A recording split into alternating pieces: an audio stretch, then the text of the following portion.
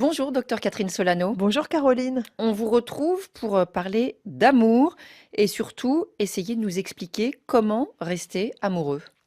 Oui, alors je voudrais expliquer comment on peut utiliser notre intelligence pour stimuler les sentiments que nous ressentons et en particulier les sentiments amoureux. Pourquoi? Parce que je trouve que beaucoup de personnes ont l'impression que les sentiments, c'est un peu de la magie et que l'amour, il vous tombe dessus comme ça par hasard ou il s'en va sans qu'on puisse rien faire et donc à ce niveau, on est totalement passif. Or, c'est faux. On peut apprendre à aimer et à être amoureux. D'où ces conseils, qu'est-ce qu'on peut faire? Alors la première chose pour moi, c'est de fuir les pensées négatives à propos de votre partenaire. Donc bien sûr, quand on est en couple depuis un moment, même si on est très amoureux au début, il y a toujours un moment, il peut vous énerver, vous irriter, même vous désoler. C'est tout à fait normal. Mais ce qui se passe, c'est que quand vous y pensez, il ne faut pas se saisir de ces pensées et les ruminer, les alimenter. Se dire non seulement il a fait ça, mais en plus cela et aussi cela, parce que sinon vous allez donner de plus en plus de force à ces pensées négatives et ça va finir par abîmer l'amour que vous ressentez. Alors là, on comprend bien, mais c'est pas si simple à faire en pratique. Ben non, c'est vrai parce qu'on a naturellement des pensées négatives. Mais ce qu'il faut faire, c'est s'entraîner. Dès que vous avez une pensée négative qui vous vient, il faut décider volontairement de penser à autre chose. Ça peut être à votre travail, à vos enfants, à ce que vous voulez.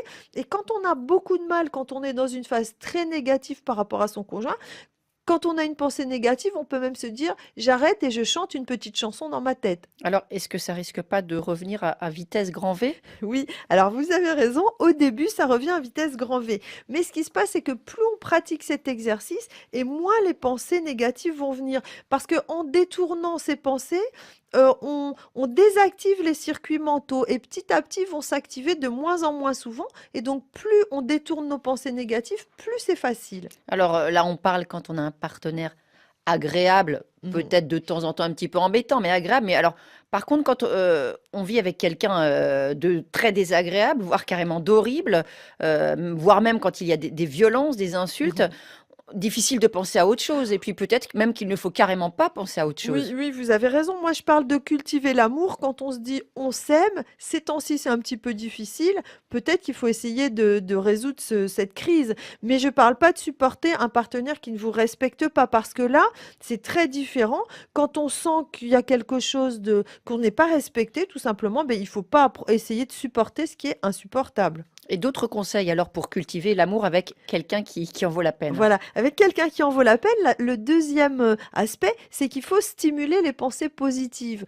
Donc, ce que vous aimez chez l'autre. Donc, ça veut dire que chaque jour, il faudrait se poser la question, qu'est-ce que j'aime chez l'autre dans son caractère, dans son physique? Et moi, je demande à mes patients de faire un exercice et de dire une phrase dans sa tête, de dire par exemple, si je suis votre mari, j'ai de la chance d'être en couple avec Caroline parce que...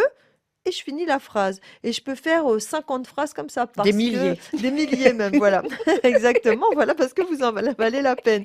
Et donc, si vous faites ça régulièrement, c'est pas juste pour vous auto-persuader, mais c'est aussi parce que vous activez vos circuits positifs dans votre cerveau et qui vont devenir de plus en plus puissants et vous allez vous sentir de mieux en mieux. Et puis on peut aussi réactiver comme ça des sentiments que le quotidien ont un petit peu abîmés parce que des fois le train-train, la vie de tous les jours, ça gomme un petit peu les qualités de l'autre. Voilà, exactement, on a des petits énervements et alors on sait que on a 3 fois plus de pensées négatives que positives naturellement parce que notre cerveau cherche à résoudre les problèmes.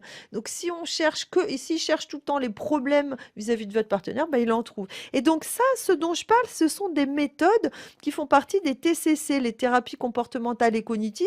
C'est ce qu'on appelle le versant cognitif, c'est-à-dire travailler sur nos pensées et c'est très efficace. Alors d'autres petites méthodes hein, pour bien conseiller, pour cultiver cet amour. Alors, des choses toutes simples, c'est qu'il faut utiliser ce qu'on sait, c'est-à-dire les choses qui augmentent l'amour et les sentiments. Par exemple, la musique. Écouter ensemble des musiques romantiques ou regarder un film romantique, eh ben, ça stimule les sentiments d'amour.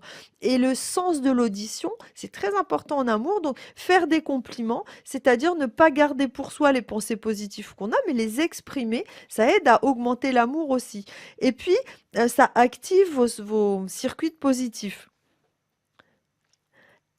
Oui, alors Et pensez positif, hein, on utilise cette expression depuis tout à l'heure.